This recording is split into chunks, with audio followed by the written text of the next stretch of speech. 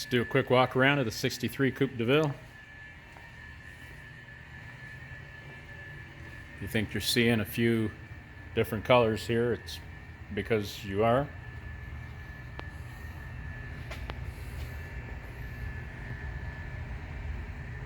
Yeah, it's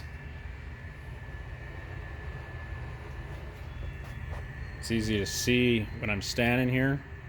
The reason you can get a decent reflection out of this primer, what you're seeing on the front fenders and the top of the roof is a urethane.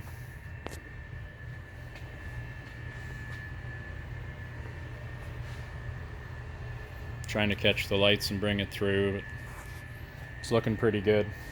Thought there was a ding back there, but the fender actually goes up right at the back. Like right about here, it goes up and then flat again. The hood kind of does that too. It has a little tip up in the corners, I guess just so the car would flow and whatever they did. Right here I'm catching a little bit of a spot. I think you can see that in the light, where the light goes fat like a V. So that's where that high spot was. So we shot a whole bunch of urethane on there. Like I did a coat, we did our first coat, and then I hit it 2 more times. We did our second coat and hit it pretty fat. We should have enough material to block that smooth. But we had those going ripples all down the side here. Like there was like 3 major ones, and then we found a bunch of others. So if we have a little bit of one, I'm gonna call that pretty good. And here was smashed. Down low, well, down low, this panel here was rotten, so we basically remade all that. Fixed the rockers, cleaned them up. We made them straight. They were actually pretty good. Looks like something had been replaced in it before. And they were well done. They just weren't real even. So we flushed them out, made them nice. So the reason you see different colors, we'll start at the front. We'll just go down the one side.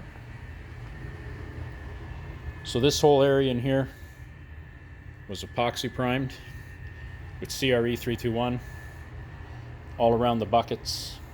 It's a bit of a problem area on these cars, so we wanted to really make a good foundation there, make everything stick and hold down. So we're happy now. We also did around the windows, up underneath the roof line where all that trim goes up over the windows and doors. We also did around the back window. And then we caught the bottom edge of the fender all the way down, all the way across. And what I did do, I went ahead and I epoxied from that lower body line down, and basically that whole rocker all the way to the back, that whole indent where the wheel wells covers go in, the side skirts. So that's all been epoxied really well. And then from that body line down. And the nice thing with that is 1.5 hours later, you can paint right over top of that. You don't even have to sand it, which is great. Because then what we did is we took our urethane primer and we did our front fenders. We didn't really shoot anything in there unless it got overspray. But we did a few coats to make it nice and smooth. It's a high build blockable urethane primer. You can see here it's just hit with epoxy, and then up here you see where the urethane takes over. Now we did do the epoxy here and we got a bit of overspray, but from the line up we caught that. We did our urethane, we brought it down around. You can see how we came down over the epoxy. The light color is epoxy, and that's our urethane. And again, epoxy around the back window. We wanted a little extra build down here, a little extra protection. This belt line was also epoxied, and I went all the way across and up the window. And then when we did our sail panel, or sorry, the package tray, this is epoxied. You can see some ripple in there. I got a little too close with the gun. But we basically just wanted to seal those up, keep them nice. And then I urethaned right across the whole package tray. We epoxied the hell out of all in there and around there. So whatever rust was in there should be cleaned out and whatever, and we treated it. We sandblasted the bad areas, but just to make sure it don't come back, it was all epoxied from there all the way around. Then we came with our urethane, we did the back side of the fin, both sides. And basically what we didn't do is we didn't do anything with this. This is a third product now, so once everything was locked down, we had first put a little bit of epoxy up in here. We sanded it. So then our urethane came down. You see the overspray. And then when we did G2 feather fill, we did both quarters, and we basically did from this body line to this body line. What you see up here is just a bit of overspray. So when we sand and we refine the body line, which is, the body lines turned out really, really nice and smooth. But we're gonna make sure we get all that off and we see the bottom through, and then we know we're happy. But we got 2 real fat coats here, and what I did is I did 1 coat. There was a couple little areas. I think they were up at the front on this side, and there was a mark back here somewhere. Something had hit it in between, and I had a chip out.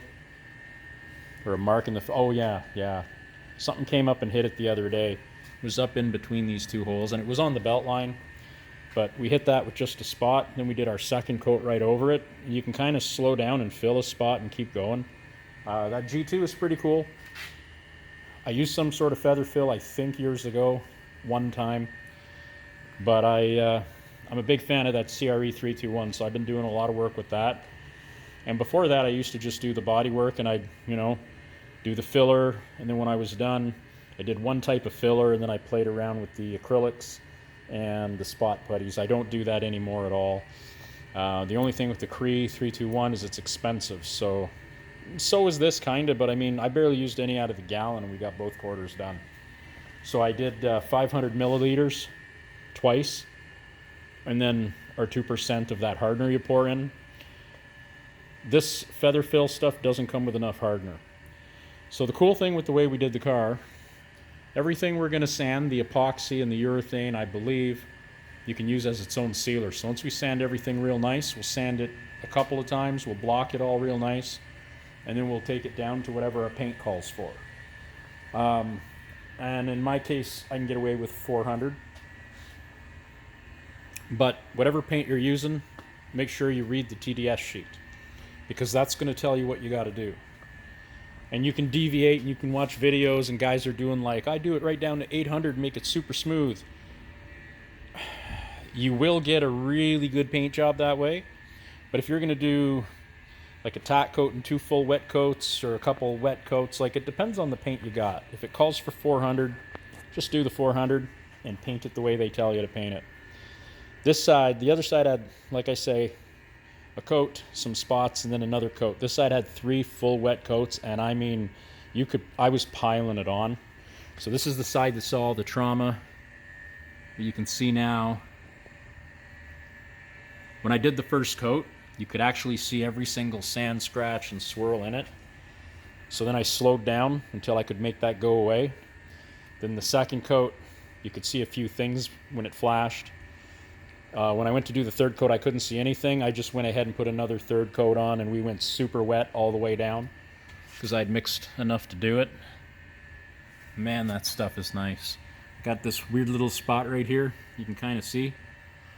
But there's so much material there, I know that's going to block. And if it don't, I don't mind touching up one spot.